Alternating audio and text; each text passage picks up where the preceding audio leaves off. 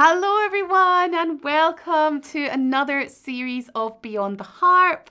I am so excited about this one. I really can't wait. But before I jump into introductions and such like, let's give us a minute for the live to start happening, for the technology to get going. If you are here and you can hear us, please write in the comments. Let us know where you are signing in from, where you're joining us from, and then we know that we're good to go. As soon as we start getting comments, we know we're good to go. William is in the comments, but he's in the room with me, so he doesn't count. Hello! Amazing. We have our first comment. We know we're live. We know that you guys can hear us. It's great to have you with us. We're back for another series of Beyond the Harp. Hello, Rosie. Great to see you. And Linda, fab to see you too. Thanks so much, guys, for letting us know you're here. Hello, Karen from the Netherlands. Amazing. So lovely to have you. And Catherine from France, of course. Nice to have you with us. It's so great that you guys are letting us know that you are here. We love to know where you're coming from as well. Dora from Somerset in the UK with me. Dora, I hope it's better weather down where you are. Hello from Germany. Hi, guys. Hello, Inga, also from the Netherlands. So nice to have you. And Susanna, from San Francisco Bay Area. Wonderful. We've got Ontario, Canada. Great. It's great to have all of you guys here. Now, do keep coming. We love to read back where everyone's come from, but I do want to jump in because I'm super excited. You guys don't want to hear from me. You want to hear from our special guest. This is our Beyond the Harp series. This is where we bring in our special guest who is going to be with us this month in the How to Harp membership, teaching a workshop, and we bring them to the wider audience so you guys can all hear some amazing things from these wonderful people that we have the honour of having in How to Harp. And here, of course, we talk about more than just harping, which is just as well, because today I'm really excited to say that we have Dr Molly Gebrian with us. And she is not a harpist, she's a viola player. So Molly, hello Molly. So nice to have you here. Molly is a professional violinist and she's a performer and scholar. And so this is maybe where we can learn a little bit from her as harpists. Now, as a performer, Molly enjoys shining a light on overlooked or undervalued musicians and composers, and particularly women composers. And I'm sure we're going to hear a little bit more about that from Molly as we start to have our little chat. But she is a very decorated individual. So everybody get ready, because here's all the amazing things that Molly has done. She has a Doctor of Musical Arts in Viola Performance from Rice University's Shepherd School of Music. She has a graduate degree in viola from New England Conservatory of Music. She has bachelor degrees from Oberlin College and Conservatory of Music in viola and in neuroscience. What an interesting combination. I can't wait to delve deeper. So, of course, we have to start from the beginning. With all of our Beyond the Harp guests, we have to start from the beginning. So, Molly, welcome to Beyond the Harp. Thank you so much for being with us all the way from Boston. Can you tell us, where did it all begin? How did you get into music? Why did you choose the viola? Tell us where it all started. Absolutely. Thanks for having me. It's so great to be here talking to you guys. So I don't remember this, but when I was 2 years old, my mom took me to the local symphony's children's concert, as orchestras do. And apparently one of the pieces featured a violinist. And I said, "Mommy, what's that?" And she said, "That's a violin." And I said, "I want to play that." She was like, "What do you know? You're 2 years old." And so she didn't really do anything with that. But apparently I kept asking to play. And so finally, when I was 7, she finally got me lessons because I'd been asking for 5 years at that point. So I started violin when I was 7.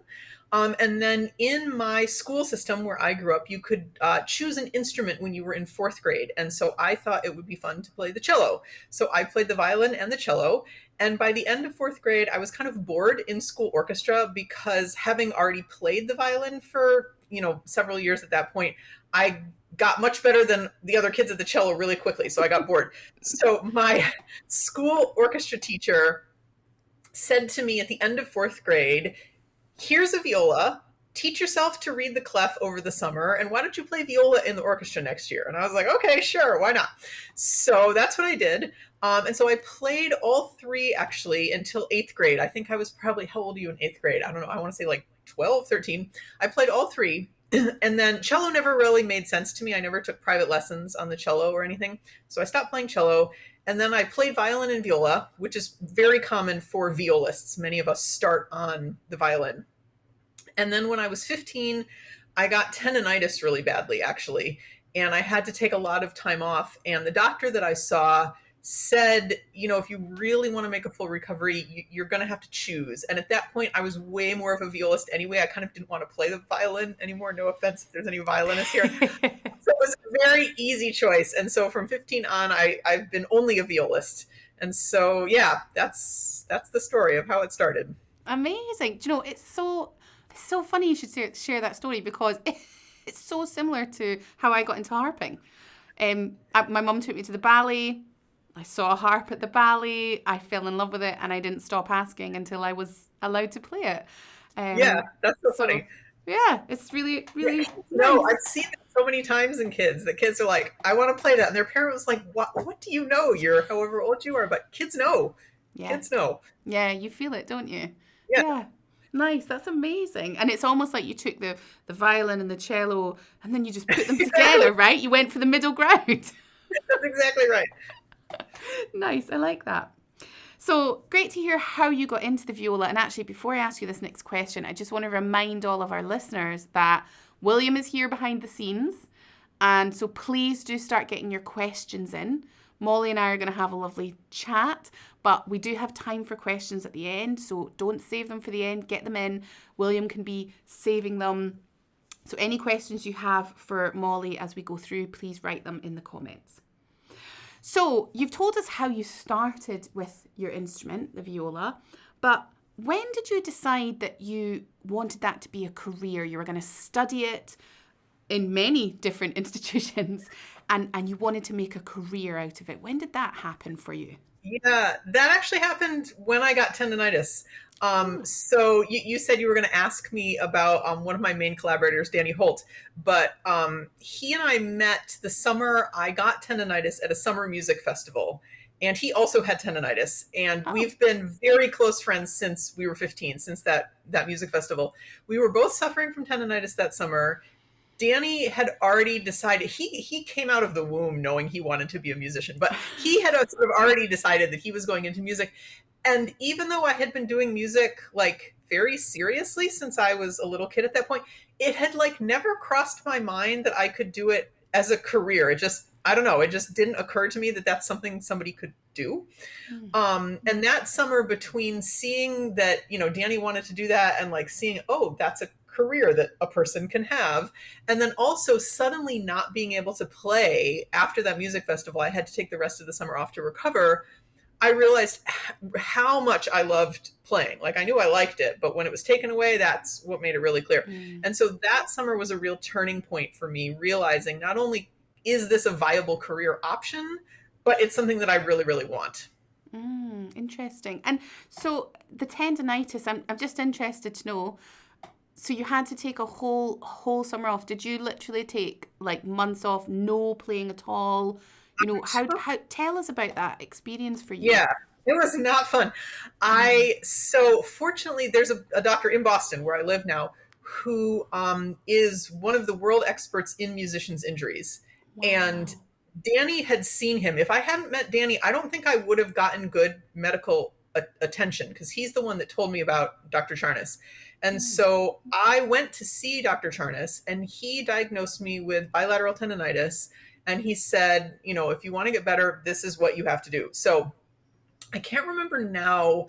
I think it was 6 weeks that I had to take off, something like that. 6 weeks, 2 months, something like that. And I Hmm. wasn't allowed to play like at all. And I Wow. was supposed to limit the use of my hands, like in general. I wore wrist braces all the time. I didn't type. I couldn't cut up my food. I couldn't like brush my teeth very well. Like Wow. it was not fun. And then after that, however long it was, I was allowed to start playing a little bit at a time. So I was allowed to play for 2 minutes on the first day, then 4 minutes, then 8 minutes. So I added 2 minutes at a time. Once I got up to 10 minutes, I had to start a new block of practicing with just 2 minutes, like, many hours after the Mm, 10-minute block I had just done. So it was a very, very slow recovery, adding mm, 2 minutes a day so that I didn't re-injure myself, right? I'd gone from nothing. I couldn't just jump right back into normal playing. So that experience was when I really started learning to practice. Because if you only mm. have 2 minutes a day, like, you really have to be efficient in how you're using your time, right? And so that's when I really started to learn about efficient practice techniques, which kind of then set the stage for what I do now, which is applying the science of learning and memory to practicing. So Oh, okay, interesting. So that kind of maybe leads us a little bit on to this next question then, because I'm interested to know. I mean, not many musicians, I don't think, go down the neuroscience route. right. So is this where this was born? Is this where this interest came from? Yeah, kind of. I mean, I went to, as you said, I went to Oberlin College and Conservatory, and I knew when I got there that I wanted to be a double degree student, that I wanted to major in viola and something else, because I did in, but I didn't know what I wanted to major in. Hmm. And Dr. Charnas, the doctor that treated my tendonitis, he's actually a neurologist. At that time, I didn't know that there was a difference, excuse me, between neurology and neuroscience. Neurology is the medical specialty. Neuroscience is the research specialty that looks at how the brain works. But anyways, there was a freshman only class, seminar, something on neuroscience. And I was like, oh, I want to learn more about this because Dr. Charnas was so influential. So I took that class, and it was hands down the most interesting thing I'd ever learned about. I was like, oh my gosh, this is what I need to double major in. Like, this is so Wow. interesting. So that's how it all started. Wow, amazing. And did you find them, if you compare the two studies, the study of the viola studies and the neuroscience study, would you do you think the neuroscience was much harder because of the academic, or do you feel that they just complement each other? I mean, how what was it like balancing those two as a student? Yeah, I mean, I don't think one is easier than another or harder than another for me. I think they're just different. Academic type things have always been very easy to me, like reading and studying and taking tests. So it wasn't hard in that regard. In terms of balancing, I'm a very organized person, and I've always been really good at managing my time. Mm, But I really had to draw on those skills as an undergrad so that I could manage, like all the reading I had to do for my neuroscience classes and studying for my exams and going to labs, balancing that with all the practicing I was expected to be doing and playing in ensembles and stuff like that. Um, so I didn't spend any time in college partying like many people do. I spent all my time practicing and studying and that kind of thing. So for me, it wasn't difficult to balance, but it's because the skills required for that are things that have always come easily to me. sure, sure.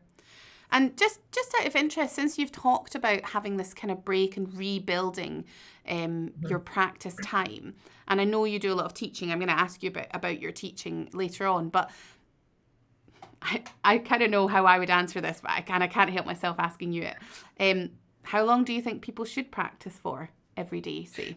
Yes. Okay. I have a good answer for this based on research. So, what the research shows is that humans cannot focus the way we need to when we practice, like that really, really good focus.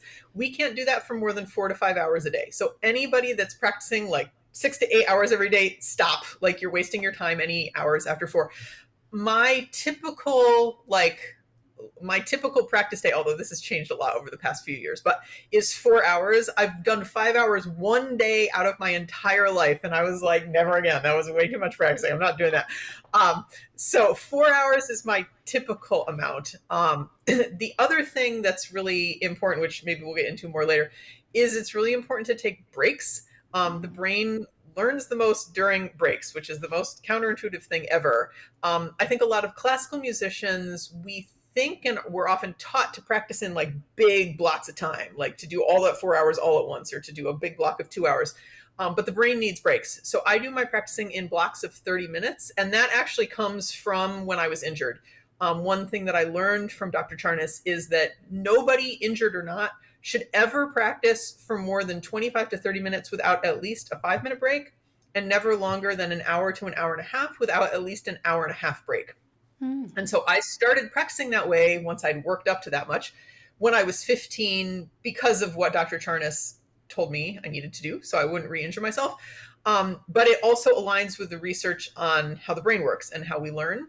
And so I still do that. I do my practicing in blocks of 30 minutes. After 3 blocks max, then I take a much longer break, and then I do more blocks later.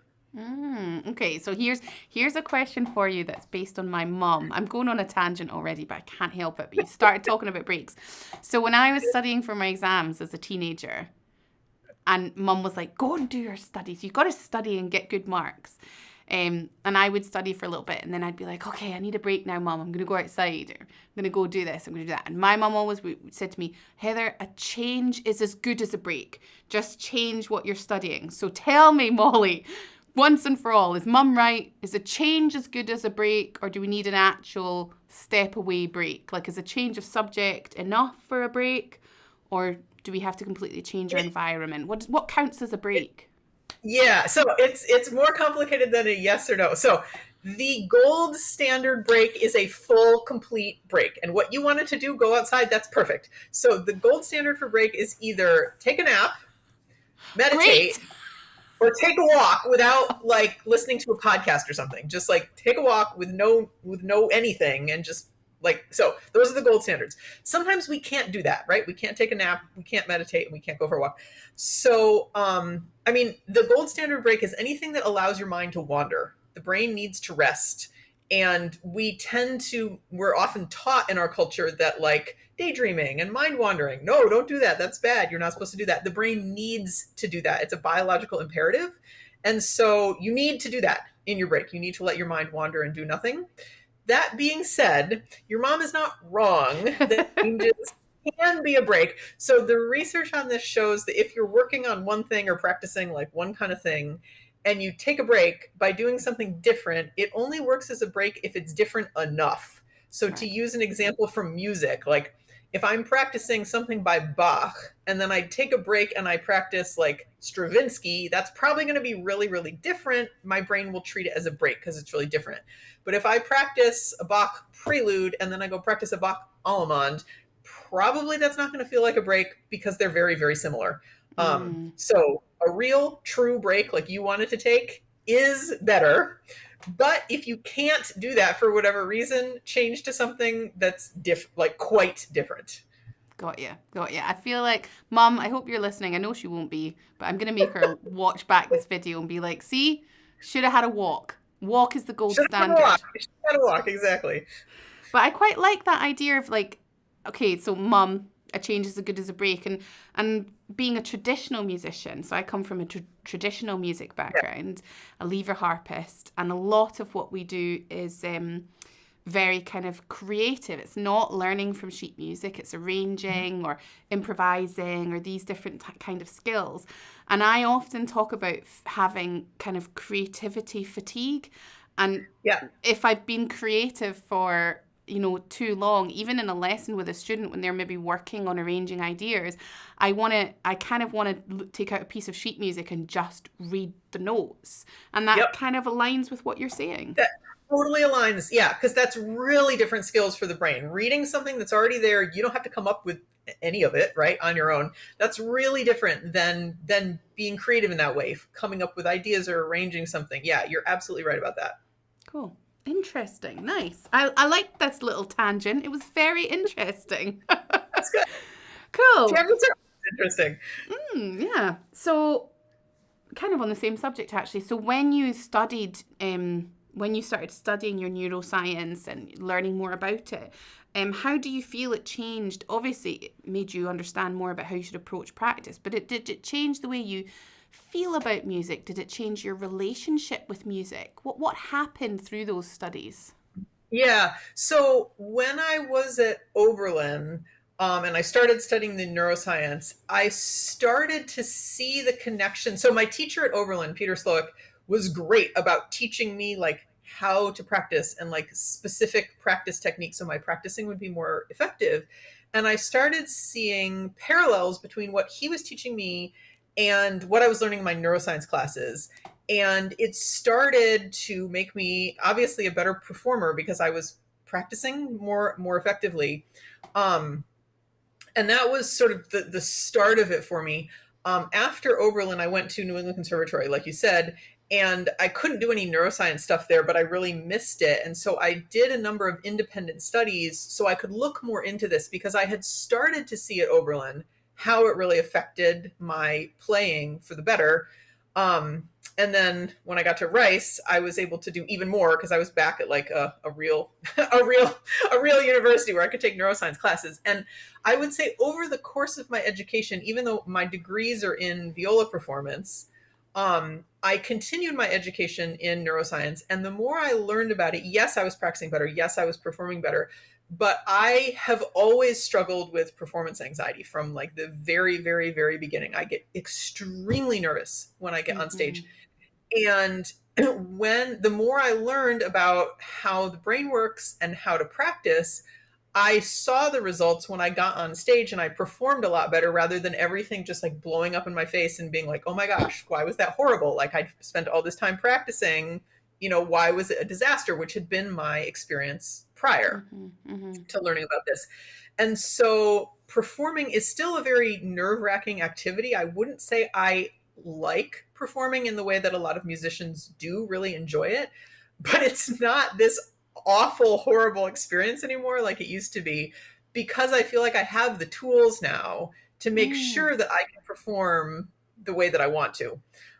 And so it's made me enjoy performing a lot more. It's made me sort of, when I'm learning music, approach music in a different way than I did, sort of in a much deeper way. And I feel like I understand the music I perform now on a much, much deeper level than I did, earlier in my life, partly because I'm a more educated musician, I would hope so.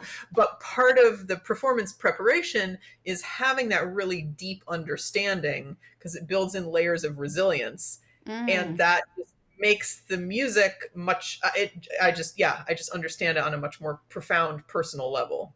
Amazing. That's really great to hear because I know that in the membership, I know we're going live on YouTube right now, but in the membership, and I know lots of harpists out of the membership as well, a lot of us, myself included, we talk about that struggle with performing and that desire to share the music, but that struggle of that. And so I know I'm going to ask you about all your different offerings at the end of our chat, but just because I know a lot of people will be particularly interested in this, do you actually offer any courses specifically in this area of helping performers get over that anxiety for performing?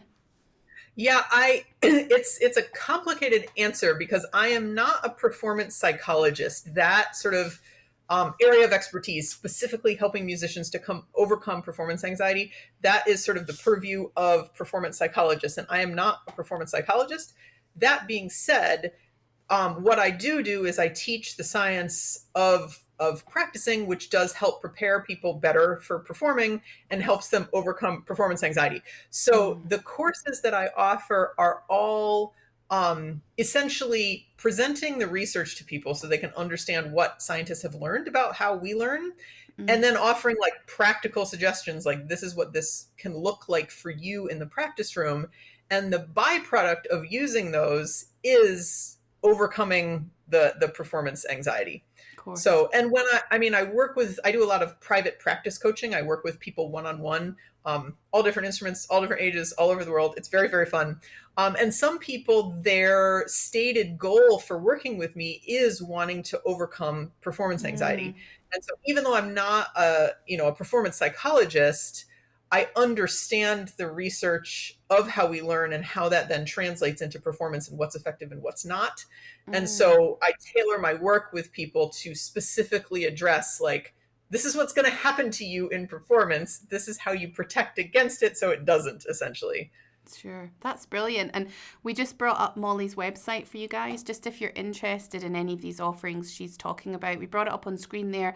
We'll share it in the chat as well, so you guys are able to connect with her in there if you're interested in getting more information. But we will talk more about Molly's offerings. There's the website for you guys just now on screen, and we'll talk more about that at the end. But let's get back into some bits and pieces that we've got here. So you talked a little bit about the way that you work with people there and the way you work with your students. And also, interestingly, you talking about maybe performing not being the number one thing for you in music. So I'm very similar. Performing for me, I do enjoy it, but it's certainly not this something that comes the most naturally to me.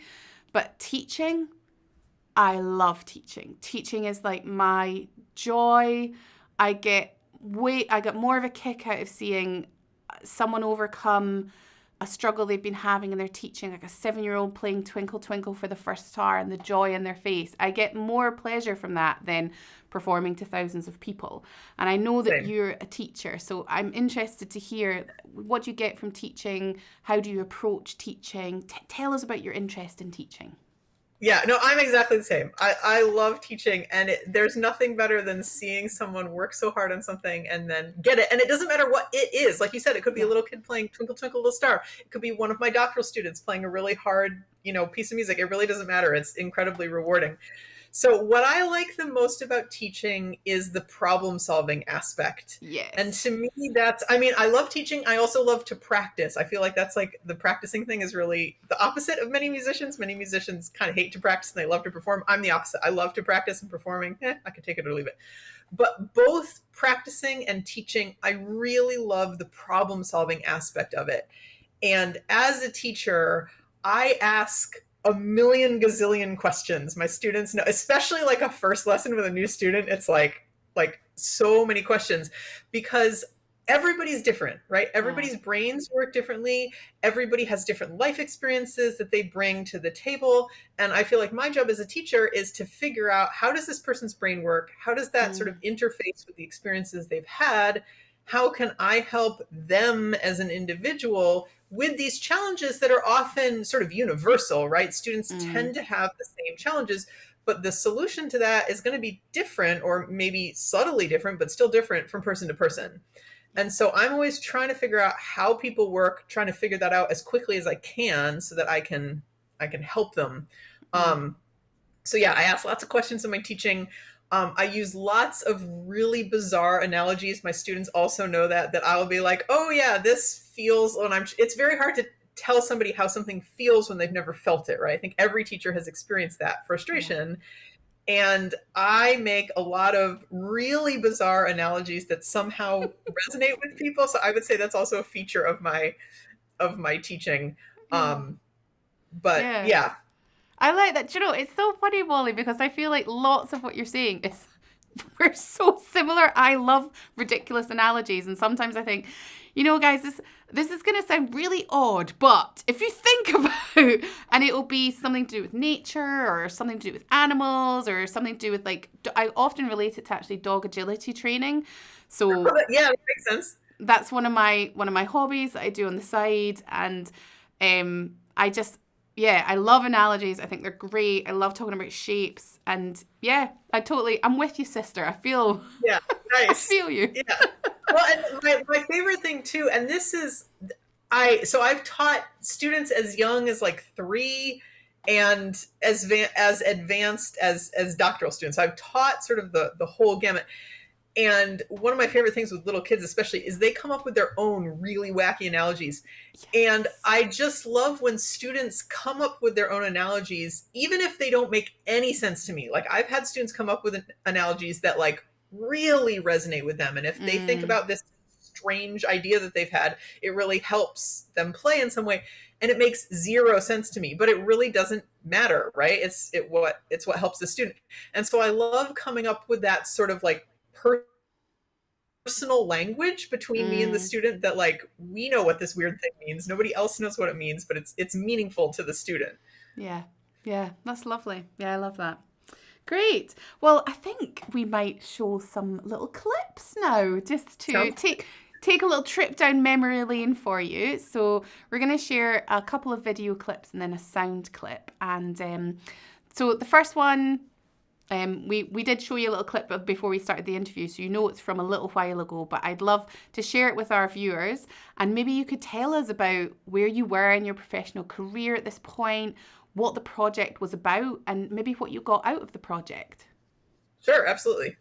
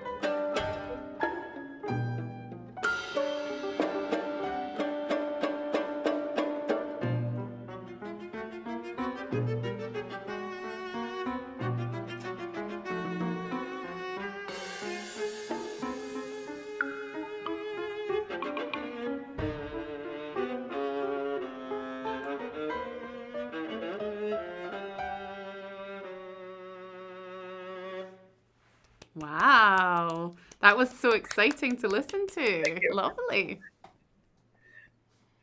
So we were talking before, when was this?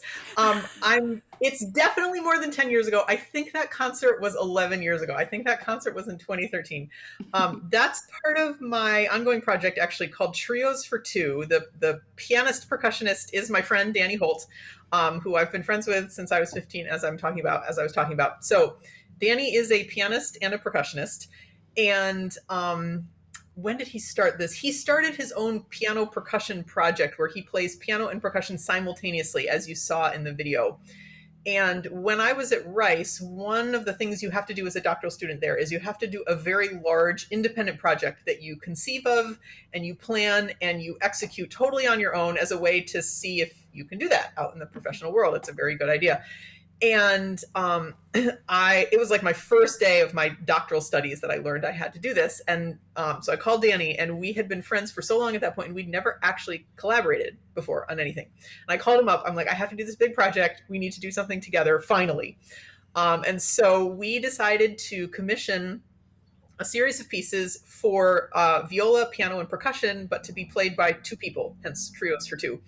And so we recorded this music. That was my first album, and we've played it all over the country at this point. That particular concert was at a concert hall called The Wild Beast at Cal Arts in Los Angeles.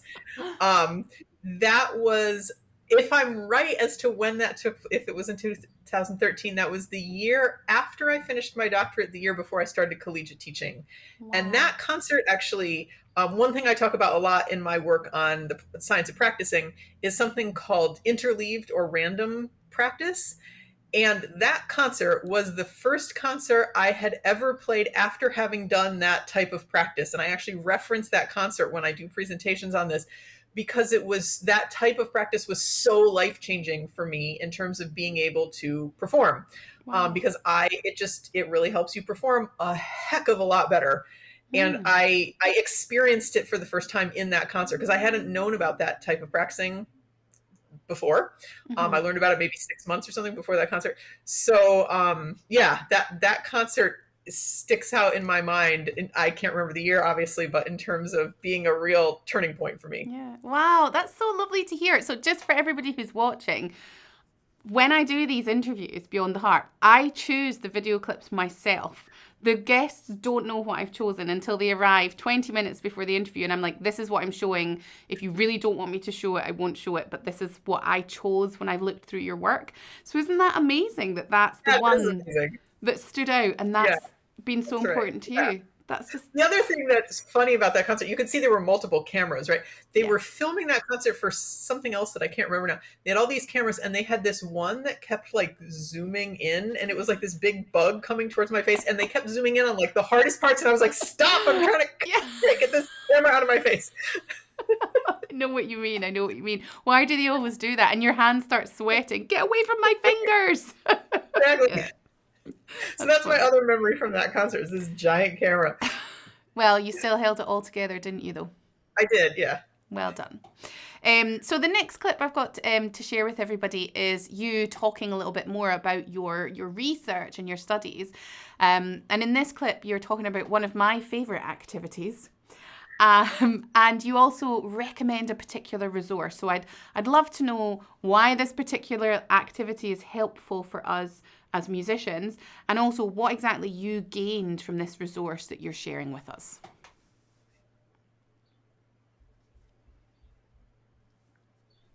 People that know me know I can talk all day about sleep. I'm constantly talking about the importance of sleep. My students get really annoyed at me, I think, because I talk so much about sleep.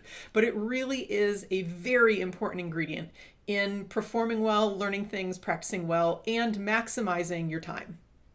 So before we start, I'm going to do a quick commercial for a book. This book, Why We Sleep, by Matthew Walker. He is one of the leading neuroscientists on the study of sleep, and this book is incredible. It's fascinating. It's just amazing. I can't say enough good things about this book. I promise I get no money from the sale of this book. I just think everybody should read it.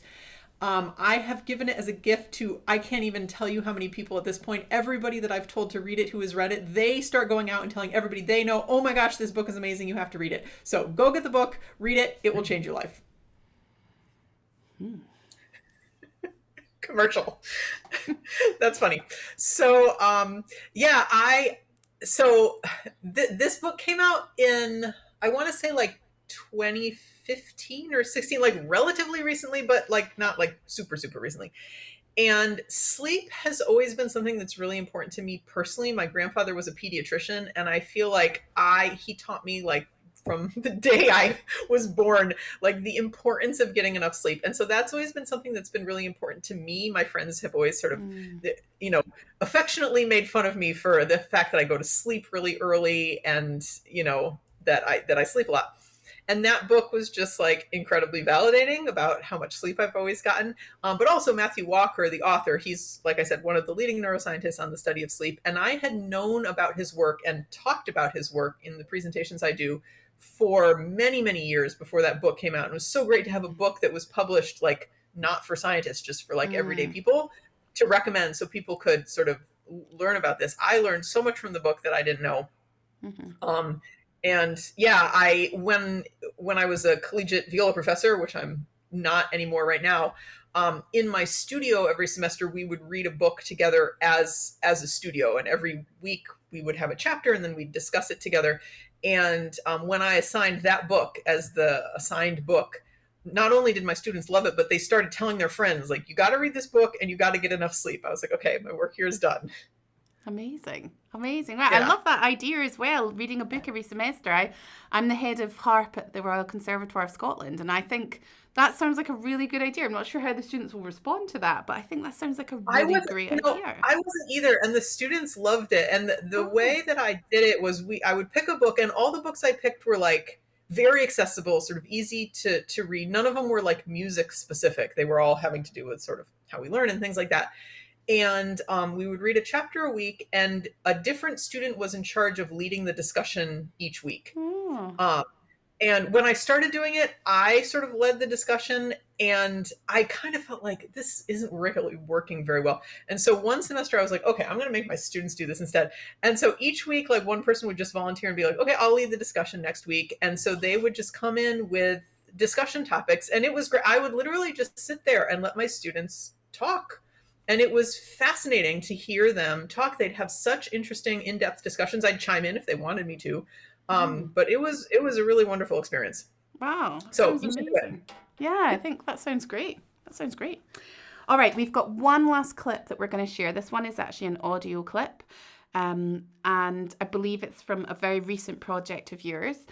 So it would be great, once we have a little listen to it, to hear why you did this project. I think it's something that can be I found it quite inspirational reading into it and listening to the music when I was doing the research for this interview. So what got you into the project? Why did you choose this music?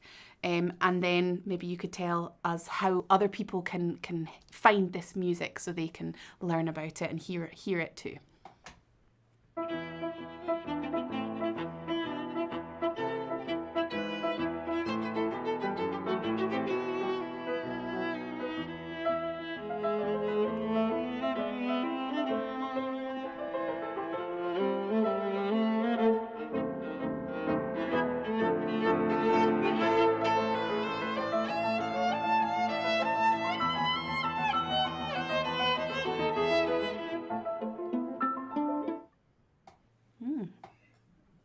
So this is my second album, Trailblazers. It came out in February, and the story behind this one is kind of funny. I back in 2019, I was cleaning my house and listening to something on YouTube because I always listen to music while I'm cleaning my house, make it more interesting.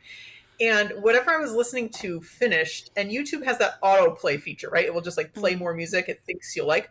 So it started playing this cello sonata that I had never heard before. And I was like, this is amazing. What is this piece? I love it. So I went to my laptop to see what it was. And it was the cello sonata by Croatian composer Dora Pejacevic. I had never, ever heard of her before. And I'd certainly never heard the piece. And I was like, wow, why do I not know this piece? Why do I not know this composer? This is amazing. So I let it play as I continued to clean my house. And over the course of that afternoon, YouTube played me 3 different cello sonatas by women composers. The one by Dora Pejacevic, the one by Ethel Smythe that we just heard the third movement of, and the one by Dutch composer Henrietta Boesmans. I had never heard any of these pieces. I had never heard of any of these women. And I finished that day of cleaning with sort of 2 feelings. One was I really want to play this music. As viola players, we steal cello music all the time. And so that was the first, like, I really, really want to play this. I'm going to make viola transcriptions. The second, I was like angry that I hadn't heard of them because like I'm a highly educated musician, right? Like I'm very knowledgeable. Why have I not heard these amazing pieces or these amazing women? Like it made me angry that history had erased them. And so I wanted to sort of unerase them and bring their music and bring their stories to people so that they wouldn't be anonymous anymore. So I reached out to Danny because he's my favorite pianist to play with. And I was like, okay, I have these pieces I really, really, really want to play. Will you listen to them and tell me if you'd like to play them? Because he specializes in new music. He pretty much only performs new music. And all of these pieces are not new music. They were all written in the early 20th century. So I didn't know if he'd be on board, but he listened. He was like, okay, I'm in. Let's do it. Yes. So the project, it was supposed to be finished in 2020. Obviously that didn't happen because of the pandemic. Like this project got endlessly delayed over and over and over again by all sorts of things going wrong because of the pandemic. So finally, this past February 2024, it was finally released. I'm so happy it's out in the world now. That people get to hear these sonatas. And now viola players have 3 more sonatas to play because we steal repertoire. That's what we do. Amazing. Well, it's a beautiful CD of music, and you guys can find it to purchase on Molly's website. And it's also available on all sorts of streaming sites. But if you do stream it, guys, please go and buy the album because that means that Molly gets, get some things more than if you stream it on Spotify. So go and buy the album, everybody. Support musicians. Right. The other reason to buy the album, I mean, yes, like money, fine. But the other reason to buy the album is I wrote extensive liner notes that go into these women's lives. And they were such interesting people. They led such interesting lives. They lived at a really pivotal time in history. And so if you buy the physical CD, you get the liner notes and you can read about them. Whereas if you just stream it, you don't get that. Got it. Definitely. So you mentioned Danny Holt. I did want to, you've kind of spoken about how you guys connected, but he is involved in a lot of your projects. I see him popping up everywhere. So what is the special, other than the fact that you guys connected over in being injured together? There must be more to your guys' musical relationship than that. So what is it about Danny that you feel, you are really connected in that way? Why do you want to work with him so much? Right. Yeah, that's a great question. I mean, Danny and I connected right away when we were 15. Some people you meet and you just, I don't know, you just click immediately. It was like that for me and Danny. And so we've always been really, really good friends. And in terms of playing together, it's the same thing. Like some people you click with and some people you don't. And it feels the same when we started playing together, that we just clicked instantly, that we have sort of very similar ways of working. We have very similar ways of rehearsing. We have very similar ways of communicating in a rehearsal, both verbally, but also musically. And I think, especially if Danny is a pianist, a lot of pianists don't have a lot of chamber music experience, and string players, we have a lot of chamber music experience. And so sometimes when you play with pianists, it can feel like this weird disconnect where you as the string player have had just very different experiences playing with other people. Because Danny is a percussionist, he's done a lot of orchestral playing, he's done a lot of chamber music playing. And so I think that is a real difference about how he approaches music making as a pianist versus people who are just pianists, right? Who have maybe never played in an orchestra or played chamber music in that way. And so he's very easy for me to play with. Half the time I don't have to say anything because he can just like read my mind and follow me. So we work together really well. We have similar musical values. We have, similar things that we're sort of looking for in our music making. We like similar types of music. So yeah, he's just really, really easy to work with. And also because we've known each other for so long, we don't have to like walk on eggshells in rehearsal. Like if something's not working, like I can be like, dude, what are you doing? Like you're rushing, stop. Or he can, actually usually it's him saying to me, Molly, stop it, you're rushing. But we can say that to each other and nobody's going to be offended, right? Nobody's going to get their ego bruised or something. So it just speeds things up because we can just be very direct and be like, no, don't do that. Nice. That's lovely. That's great to hear about a relationship you have like that. That's really nice. So we want to leave enough time for questions. So we're going to start wrapping this up, but you are our special guest in the How to Harp membership this month. We're really excited about being able to work a bit closer with you this Sunday in the membership in our workshop, which is about memorizing music. But a lot of our members will be here. So what can they expect from Sunday? Just give us a little taster. Sure, absolutely. So I think playing from memory is scary for a lot of people because like, you are afraid your mind will go completely blank when you're on stage and then you don't know what you're doing. But there's a lot of research on how memory works. And there's actually lots of different types of memory. And I think that once you understand the different types and how memory in general works, you can practice in such a way that really, really, really minimizes that experience of just going blank on stage. And so I like to share it with people so people have better tools and they feel more empowered to get on stage without music and know that they're going to be fine. Amazing. That will be really beneficial. I can't wait to get stuck into that. And how about the wider picture? There'll be lots of people here who are not harpists. There'll be other musicians tuning in here on YouTube. And so what else do you have on offer? I know you had a course that was running that was full, but what else do you have in the pipeline? Right. So the most exciting thing I wrote a book called, what is my book called? Learn Faster, Perform Better, the Musician's Guide to the Neuroscience of Music. It's being published by Oxford University Press and it's coming out next week on July 30th. Wow. I wrote it in the 2021. It has been such a long time coming. I had no idea the process of publishing a book took so long, but it's coming out next week. There's a link on my website where you can go order it. Any online bookseller, Amazon, Barnes & Noble, you guys don't have Barnes & Noble there, but any online bookseller, you can buy it there. Apparently, it's already available as an ebook. So if you're a Kindle reader, you can already apparently download it and read it, which is very exciting. So that's the most sort of pressing, exciting thing. I did run an online course. It was a 10-hour like live online course next spring. I'm going to be running that again in the fall. I'll be announcing the dates within the next month. The people that took that course were like, we really, really, really want you to teach a part 2 so we can, get into the topics we didn't get to. So I'm going to be running a part 2 of that also at some point in the fall. And I'm hoping the dates will line up. So if people want to take 1 and 2 back to back, they can. Nice. I will also be, last summer, actually, I created a self-paced online course, which is like a bunch of videos to watch and then like worksheets that's intended as a companion to my book that's coming out. And so that will be launching very soon. And everything I do in terms of this practicing stuff, it's not instrument specific and it's not like genre specific. Yes, I'm a viola player. Yes, I'm classically trained, but it can apply to any instrument and any genre and any level. And then the other thing that I offer, which I kind of alluded to, is I do a lot of private practice coaching, which I absolutely love. Working with people like literally all over the world, every instrument. I worked with a guy who's a kazoo player. That was so fun. I know nothing about the kazoo. Wow. Yeah, it was very cool. All ages, all levels, all instruments, all over the world. And that, it looks like all sorts of things. Some people I see every week. Some people I see periodically, like when they have questions or they want me to weigh in on something or they have a big audition coming up or something.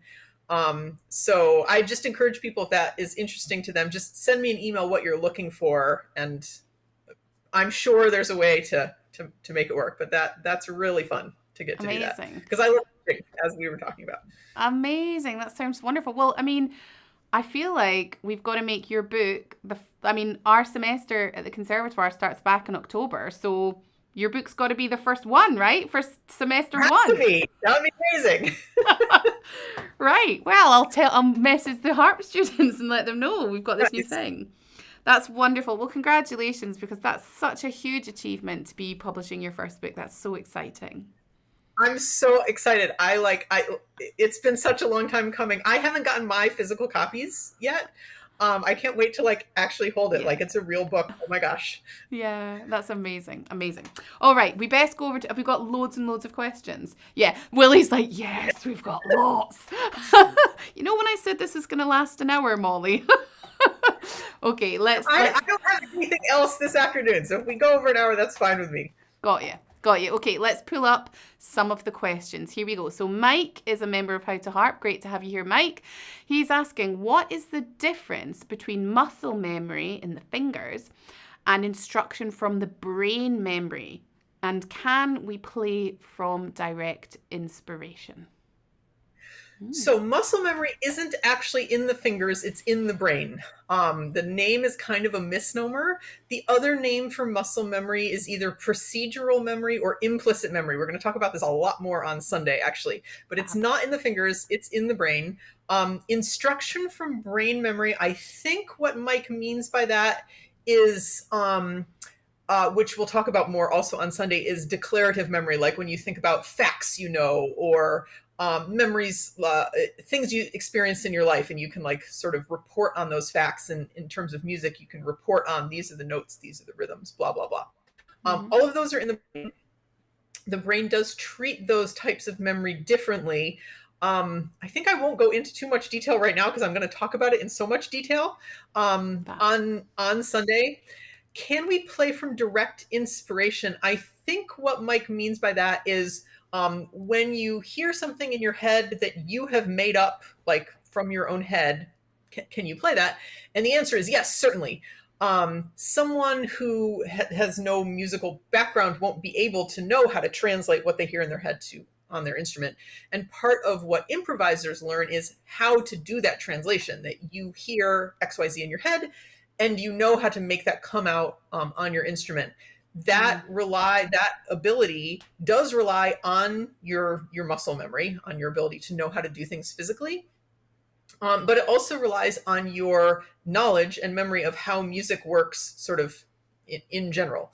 So, but yeah, stay tuned on Sunday, I guess. And nice. I'll answer that in detail. That's exciting. I'm even more excited for Sunday. Thanks, Mike. That was a great question.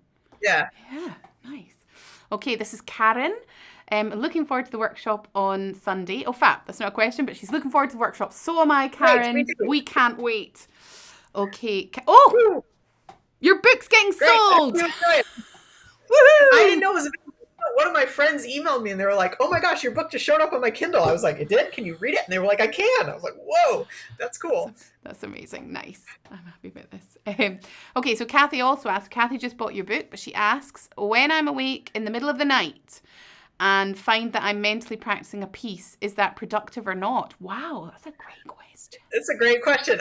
This has a complicated answer. So it's just running in your mind on a loop and it's keeping you up, that's not productive, because as we were talking about, sleep is we were talking about the importance of breaks. Sleep is the ultimate break. Sleep is really, really important.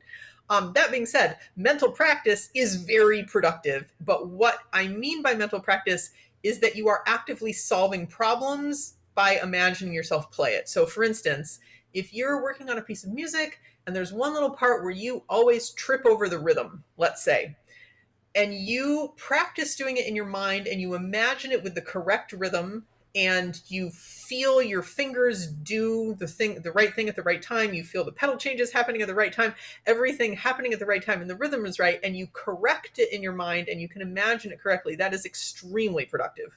But if it's just we've all experienced that. You wake up in the middle of the night and things are just going over and over, right? And you're like, shut up, I need to sleep. That is not productive. It's better to sleep. But if you're actually working on it, yeah, it's productive.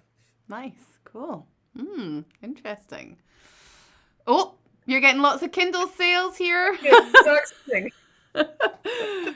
Okay, here is Karen. What do you advise for making new neural paths? Yeah, great question. So the first and second chapter of my book actually goes into great detail on this with lots of analogies, since we were talking about analogies. But basically, the brain only knows what we repeat. There's a saying in neuroscience, neurons that fire together wire together. What that means is neurons that communicate often with each other are more likely to communicate often with each other in the future, because the more they talk to each other, the easier it is for them to talk to each other. And so when you're trying to make a new pathway in your brain, you need to make sure that you do it many more times correctly than incorrectly, so you get the pathway you want really well reinforced. The analogy that I often use is like making a pathway through the snow. I don't know how much snow you guys get there, but if you have loads. Okay. So if you have a big, people will shovel, but then people will make shortcuts, right? Like one person will walk across this and then more people do, and it gets worn down, and then you have a pathway. The brain is very much the same, but the brain doesn't know if the pathway is good or bad, right? If you go down the same pathway lots of times and it's a bad habit, your brain is going to reinforce that, just like if it's something you actually want. And so if often people are looking to make new pathways in their brain because they're trying to get rid of an old habit, right? And they have a new habit they want to make. And so it's really important to make sure you always do your new habit and you don't use the old one. It's going to feel really arduous at first because an old pathway is really automatic. Your brain's just going to go that way. A new pathway is going to take a lot of focus and a lot of attention because it's not well worn anymore. But if you really give it that focus and attention every single time you're working on whatever it is, you'll get that new pathway in your brain. Interesting. And is this the same for, maybe this is a stupid question, but I'm going to ask it anyway. Nope. Is this the same for like every type of brain, young brain, old brain that's maybe been damaged, an Alzheimer's brain? Like, do they all work in the same way? Can they all still build these pathways? Yes and no. Kids have a much easier time than adults. That's why kids are like sponges, right? They just like soak up information. So it's much easier for kids than adults. People with brain damage and people with Alzheimer's let's talk about brain damage first. Somebody that has brain damage has parts of their brain that are like missing. And so, yes, they can for sure create new pathways to sort of bypass what's missing. But depending on what damage they have, where the damage is, and their age, some things can't be bypassed, right? Like if you think of somebody like, it's kind of a terrible analogy, but someone like having to have their arm amputated, they are going to be able to figure out how to do things with only one arm, but they're never going to be able to pick up something with two arms ever again, right? They're going to have to find a workaround. And so it's kind of like that in the brain. With Alzheimer's, it's the same thing. There are regions of the brain that like really don't work anymore. And there are certain things that someone with Alzheimer's is never going to be able to do again. But the general principle of how we make new pathways in the brain does apply sort of, if you have a brain, it applies. Yeah. It's just the particulars of how it applies changes based on those factors you just mentioned. Interesting. Great. Thank you. Thanks, Karen. Yeah. Great. Another sale for your book and the sleep book. That's great. And the sleep book. Perfect. Oh, nice. Mitzi is maybe waiting to get her paws on a hard copy of the book. I have to say I'm a bit of a traditionalist in that way as well. Like I like the actual paper, the same as the CD. I always think, people when I made my CD, you think so much about the way it's designed and how it's all put together and, the whole package of it. So I like to have that physical thing. So, me too. Yeah, me too. Yeah, the book next week, I don't know what day of the week the 30th is, but that's the official release date for the physical book. And so you can pre-order it right now. And I don't know when it mails out actually, but at least on the 30th, if not before that. Yeah, sometime. Amazing. So Kathy's asking another question. I just had what felt to me like a major train wreck playing in church yesterday. I'm sorry to hear that, Kathy, because you performed for us last week and it was really great. But I'm determined to conquer this, but how can I do it? So first of all, my heart goes out to you because I've had the experience so many times and it just feels awful beyond belief. The very short answer to your question is interleaved practice, which I was talking about before. The longer answer is actually in my book, and in all my videos, but learning about how the brain works and what makes our learning resilient under pressure is essentially what I talk about in sort of everything that I do. Mm-hmm. But if you're going to start with one thing, start with interleaved practice. I have a whole video on it on my website. It's interleaved and random practice. Those are synonyms. I think the video says random practice in the title. It's in the very first video series I ever made. The name of the series is called What Musicians Can Learn About Practicing from Current Brain Research. And I believe it's the second video in that series. Great. So go watch that video. There's several chapters on it in my book. What is interleaving practice? Yeah. So in a nutshell, what interleaved practice is, the opposite of interleaved practice is blocked practice. So an example of that would be 30 minutes of one thing, 30 minutes of another thing, 30 minutes of a third thing. You do each thing for a block of time. Interleaved practice is doing, for example, 5 minutes of the first piece, 5 minutes of the second piece, 5 minutes of the third piece, 5 minutes of the second piece, 5 minutes of the third piece, 5 minutes of the first piece, all mixed up. You're constantly switching between things.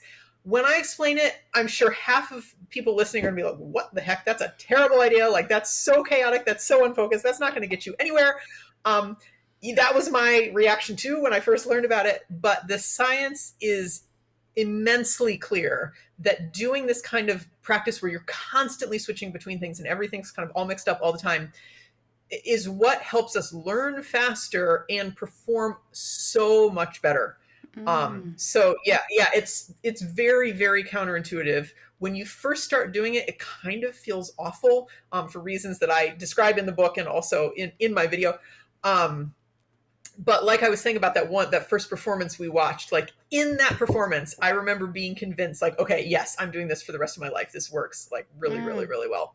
I mean, so yeah, if you think about it, like as someone who's not a neuroscientist, yeah, clearly, since you can't even say neuroscientist, if you think about it as someone who's not a neuroscience, like myself, if you think about what happens in your brain when you're performing, often there's lots of things coming into your brain and it's all happening and you, the audience are there and your body feels different and the temperature in your skin's different and there's so many things for you to take on. So actually, to me, even though I don't know the brain science behind it, the thought of mixing up my practice in what might seem like a chaotic way feels to me like emulating what it's like to be on stage. That is exactly right. That is exactly right. And the way you explained it is so good because, yeah, when you're on stage, there's like 500 things going on, right, that you have to be aware of. You don't get to like do it again if you messed up. You just have to keep going. And you have to know, like, in the instant, this is how I play this and be able to do that. That's really difficult for the brain to do. Like, that's asking a lot of your brain. And the way we typically practice, most people do blocked practice as their typical practice. And like, yeah, okay, sure, fine. But that's not allowing your brain to practice what it's going to have to do on stage. And so how then would your brain be able to do that on stage if it's never gotten to practice those skills, right?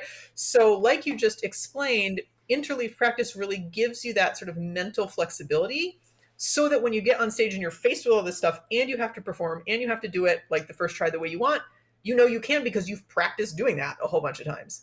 Yeah. So yeah, it's very powerful. But yeah, watch the video, read about it in my book, or send me an email. Yeah, we will do. We definitely will do. That's great. Have we got more questions? Oh yeah, we've got more questions.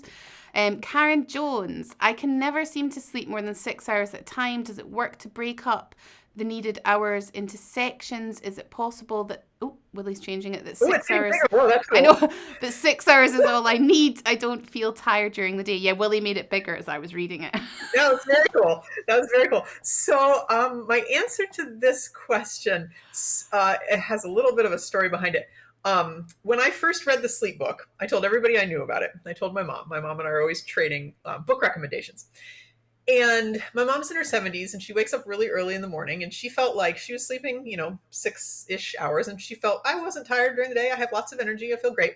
She read that book, and then she was like, maybe when I wake up at like 5 or 6, I should try to see if I can go back to sleep for a few hours. And she did. And when she did that, she was like, okay, I thought I had plenty of energy during the day and I wasn't tired, but actually I was, because I can see how much more energetic I am now. Wow. So if we are chronically sleep deprived, which if you're getting less than 8 hours, you are, we get used to it, right? And we think we're not tired. And then suddenly you get enough sleep and you're like, oh, okay, yeah, I guess I was tired. So that's the first thing I'll say. Is it possible that 6 hours is all you need? Possible, but unlikely. So a full night of sleep for adults is anywhere between 7 to 9 hours. Everybody is a little bit different. There is a very, very, very small percentage of people that truly do only need like 6 or so, but the percentage is so small, the likelihood that, Karen, you're one of those people is really small. It's not out of the question, right? You might be, but the probability of that's really small, just because it's such a small percentage of people. There are lots of things that can make it so that we wake up after a certain number of hours and can't go back to sleep. Dr. Walker goes into that in the sleep book. So if it's too warm in your room, if you are dehydrated, if your blood sugar gets too low and you needed more sleep, if there's too much light in the room, if you had too much blue light coming into your retinas too late at night, there's all sorts of things that can make it so that we can't sleep more than X amount of time, or we always wake up after X amount of hours. So it does work to break up the needed hours into sections. One question I often get asked is like, okay, what if I wake up in the middle of the night and I have to go to the bathroom and then I go back to sleep and like I get 8 hours total, but it had like a break in the middle because I woke up. Does that still count? Yes, it does. That's fine. It's sort of normal. Karen, I would encourage you to read the sleep book and read what he says about things that can help you sleep longer. And it's possible though that you only need 6 hours, especially depending on age. As we get older, we need and are able to sleep for less time than when we're younger. So Interesting. I think you should read the book, Willie. I sleep enough. Well, Willie sleeps less than me, and he always watches his iPad at night. Yeah, I've learned that if I'm looking at screens like within an hour of going to bed, I will fall asleep, but then I'll wake up at like 2 or 3 in the morning, and it's hard for me to fall back to sleep. I gave you the iPad shame there, Willie. Let's move on to the next question. Another question, I think. Okay, this is from Mitzi. She says she's 64 and a total beginner of harp, but obviously any instrument, without any musical training. Trying to memorize even the simplest baby beginner piece can feel really daunting. Maybe this weekend's for you, Mitzi, because Mitzi's in the membership, but maybe you can give her a quick tip before this weekend. Sure. What can I do better to help my brain? Absolutely. Yeah. We'll talk about this way more on Sunday. But what I'll say right now is the brain really, really, really likes patterns, and it really, really likes separate pieces of information to be grouped into under a larger umbrella, a larger sort of packet of information. And so if you're working on, let's talk about like Twinkle, Twinkle, Little Star, for instance, which is a common piece people learn when they're a beginner on any instrument, actually. Twinkle, Twinkle, Little Star, the beginning and the end of Twinkle, Twinkle, Little Star are the same, right? The music is the same at the beginning and at the end. And so recognizing that pattern is really helpful to the brain. So it's not just random notes. Large sections of Twinkle, Twinkle, Little Star are like little scales that go down, right? And so recognizing, this is, so on violin where I learned it first, the notes are E, D, C sharp, B, and then A. So knowing, it's a scale that goes from E to A and it goes down sort of stepwise, then it isn't 5 random notes. It's 5 notes in a context that has a reason behind it.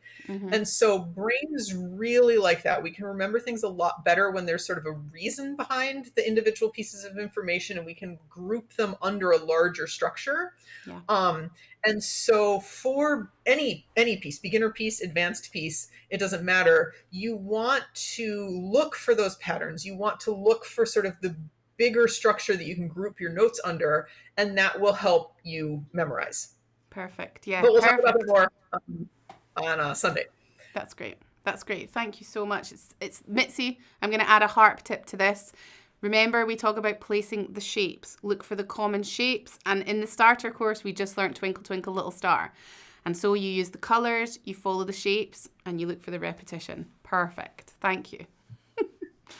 Okay, I don't know this person's name, but here they are. Okay. Any tips on how to focus and be more mindful when practicing? I often find myself going through the motions, but not really taking in the present moment.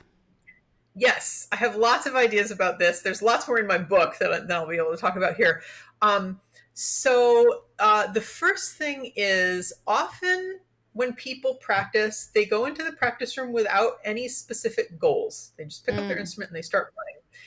And it's really hard to practice well if you don't have a specific goal you're working towards. The analogy I often make is practicing without a specific goal is like getting in your car, driving around randomly, and then coming home and being angry that you didn't get milk from the grocery store. Well, you didn't have a plan. You were just driving around angry. Randomly? Like, why would you happen to get milk? So, but if you have a specific goal, I need to go to the store to get milk, you're going to do that. So that would be the first thing. Make sure you have a very specific goal. The more specific, the better. Even if it's tiny, I'm going to fix the second note in bar 3 because I always play it out of tune. So that's the first thing. Second thing, we've been talking about interleaved practice. There's lots of different ways to do interleaved practice. One of my favorite, especially for people that tend to practice mindlessly, is to put on an interval timer. So that's a timer that will go off repeatedly, like every 5 minutes or something, rather than just once. Put on an interval timer for a very short amount of time. I typically do it with a 3-minute timer. And I usually have 3 different sections. This whole explanation is going to be in groups of 3. Oh, well. I usually have 3 different sections that I'm alternating between in a random order that I write out ahead of time. So maybe I'll do 1, 2, 3, 2, 3, 1, 3, 1, 2. Every time the timer goes off, I have to switch to whatever section is next on my lists. And you can see through the numbers that I come back to each one multiple times. When you only have 3 minutes to work on something, it really forces you to focus because you don't have very much time. So that's the second thing I'd say. The third thing I'd say, and this also uses an interval timer, set an interval timer to go off however often you want. Every time the timer goes off, stop and explain out loud what you're practicing and why, as if you had to justify it to, someone coming into the room. When you have to do that, it stops you from like being mindless, because if you have to stop every 5 minutes and be like, okay, I'm practicing this passage using this practice technique, and this is why I'm using that because I'm trying to fix XYZ thing. That will really help. One more, actually, I'll say about focus. If you're someone that finds that your mind wanders a lot while practicing, again, set a timer for a very short amount of time, like 1 minute or 2 minutes, some amount of time that you feel confident that you can definitely focus for that amount of time. And if it's only 30 seconds, that's fine. Start with that. And set your timer. You just focus for that amount of time. Once you can do that and that feels very easy, then make your timer a little longer. So if you started with a 30-second timer, then go up to a minute timer. Once that feels easy, maybe you go to a 2-minute timer, because focus is a skill. And so over time, you'll be better and better able to focus for the amount of time that you want. So those are my suggestions on that. Great. Those are great tips. Thank you so much. Yeah. Oh, it's Ethna. Oh, Ethna's one of our members. I didn't know it was you, Ethna. I didn't know that was your handle on YouTube. But it's, hello. How did we meet? Well, I reached out. I listened. I think I found Molly.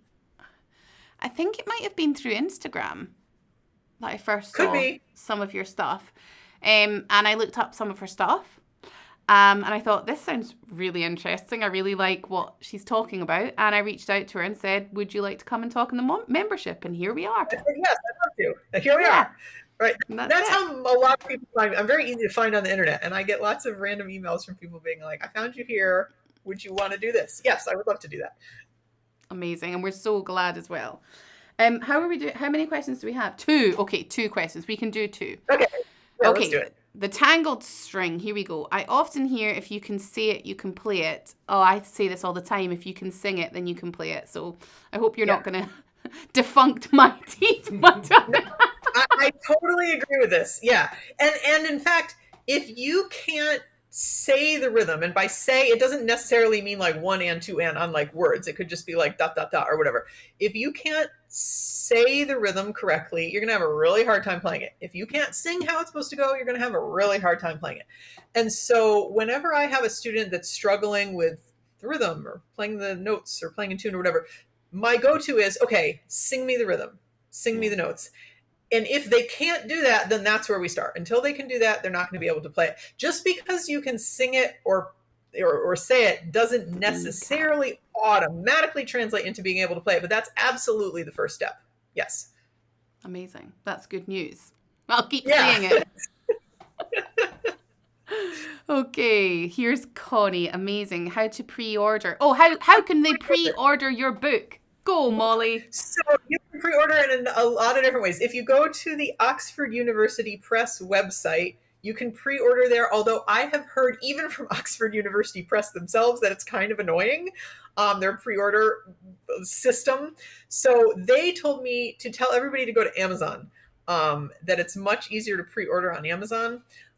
It's also available, I don't know, over here, one of the big booksellers is Barnes & Noble, which is it's a bookstore, but they have a big online store. That's the other way in the United States that it's easy to pre-order. I don't know over there the other big like online places where people order books. Waterstones in the UK, but Connie's actually, so Waterstone's a big bookstore in the UK, but Right. Connie is in Canada. Wait, okay. Is Connie in Canada? Maybe she's not in Canada actually, but we have lots of members in Canada, so. Okay. I mean, I would say the easiest anywhere is probably Amazon to pre-order, because Amazon's everywhere. But I know a lot of people try to avoid Amazon.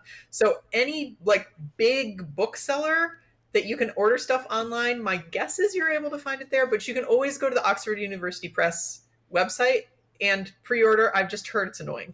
Okay. And they can't order from your website? There's a link on my website that goes to, I think, Amazon. Cool. But yeah, if you go to my website, under the page is called, on the top, there's a tab that says Music in the Brain, I think. I should know it's on my own website. If you click on that right at the top of that page, it has a picture of the cover and you can just click on it. And I'm pretty sure I linked it to Amazon. Fab. And there is Molly's website come up on the screen again, and we will share it in the chat also. Are we finished the questions? Molly, we're finished the questions. You did so well. Thank you. It was fun. Congratulations. I can't believe you got through all of those, and we're only quarter past. You did really well. I know. Well, I talk really fast, but I always tell people. Molly, one last question's come in. Can we answer it? Wait, we can do it real quick. Last one. Okay, I had strokes. We'll take your website off as well so that we can see this question. But I had some strokes in 2020. I actually know a few people in the membership who have suffered from stroke. I have trouble learning. Do you have any tips specifically for people who have had strokes? That is a really good question. I am not a neurologist. And so I think my answer is going to be really general. It depends on what kind of stroke you had and what parts of the brain were affected by the stroke. But what I was talking about before about like the brain finding like a workaround, that's often what you have to do when you've had a stroke, because there's parts of the brain that are just like literally physically not there anymore, and the brain has to kind of bypass them. And so there's lots of different ways that we as humans get information into our brains, right?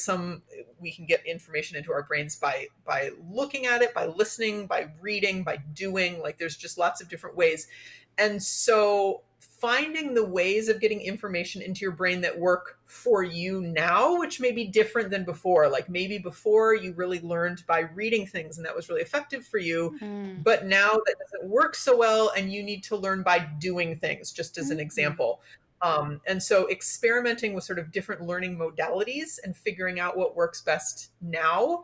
But also, and this goes for anybody, stroke or no stroke, when you learn things through different modalities, if you read it and then you watch it and then you do it as an example, that helps you understand it and get it into your brain more easily also, because then you understand it in a sort of more multifaceted kind of way.